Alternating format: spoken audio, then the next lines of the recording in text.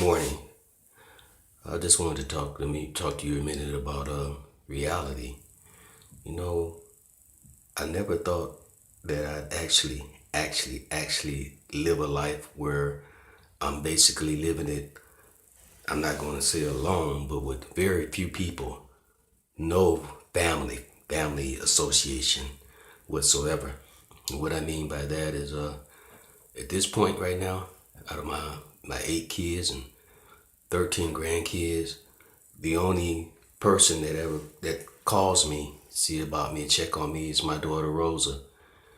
And I'm not gonna say that my kids don't just per se love me, but they don't wake up on a given day thinking, I want to call dad. I gotta call dad. I gotta go back and check on my dad. Or on a given day, I'm gonna go back and watch a game with my dad. Or all of them working, I'm gonna go buy my dad. At least send my dad to a baseball game, football game, basketball game, or something like that.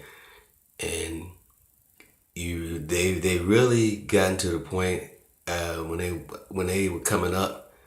I was the one that took them to their games. I was the one that was their coach. I was the one that took them to school, rain, sleet, and snow. I was the one that took them to the doctor. I was the one that got in the middle of their fights. And they grew up, not to be funny, but everything is their mom, except for my daughter, Rosa. She gives it all to both parents, like it should be. I was so proud of my family coming up. This is a prayer too. This is a prayer too. Basically, this is a prayer. This is to the world, but this is a prayer.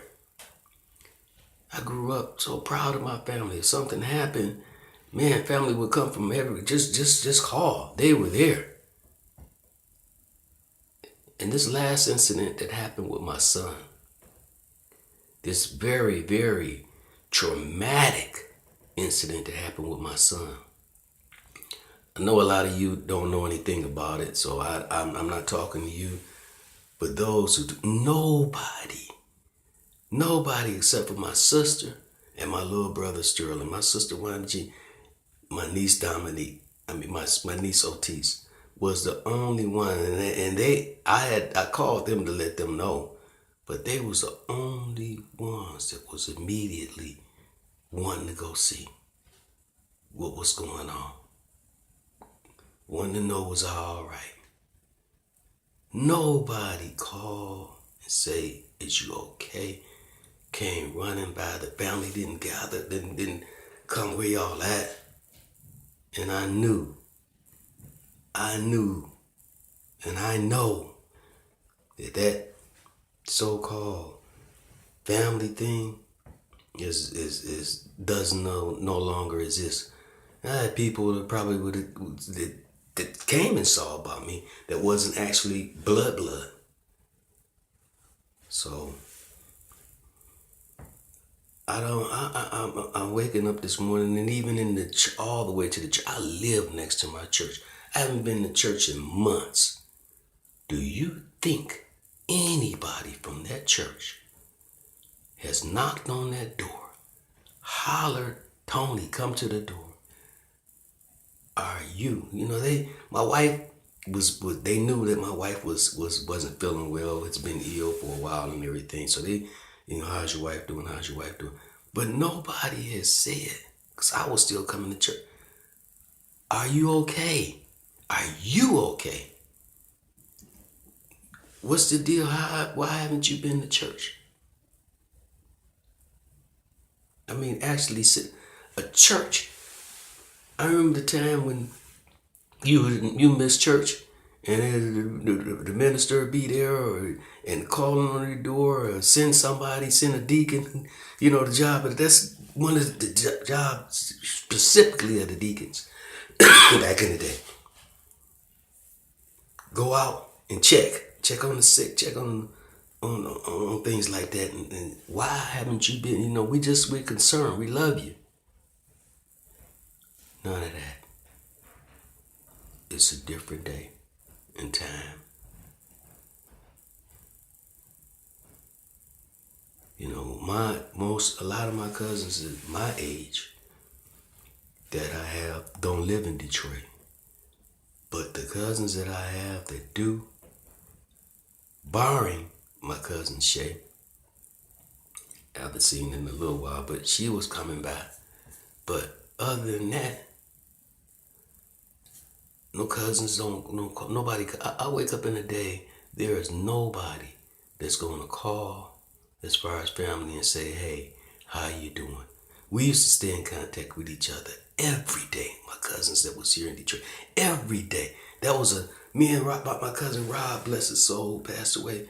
We used to go, it was our little mission of the day to go get with our cousins, man. Every day we got together and we did something. Those days are, with my family, seem to be gone. Lord, Father God, Jesus, I pray, and my prayer, I remember my grandfather's prayer as a kid. I remember almost word for word how he prayed. He used to get me down on his knees and he would pray. When I was to go visit him, he'd pray and thank God that his grandson was there with him. He really enjoyed that. But I remember his prayer. I remember when I was a kid, Reverend Adams, when he used to preach. I used to come home. I remember that. I used to imitate him. When I got home, my mother would laugh until tears just come out of her eyes when I imitate him. I remember those things. These days are just different. The sacrifices that you did, you were taught if you raised your kids a certain way, or if you were good in life, and did the right things, how things would. That's not always so. Life is complicated and is different, and the generation is different. The people of this generation, the children, the youth of this generation, the grown-ups of this generation is just different. That's not necessarily so. I have stopped blaming myself. You can't miss what you can't measure. I used to think my kids are. That's not so. That's not what I've done. I'm releasing myself. I've released myself from fault of how things are with family.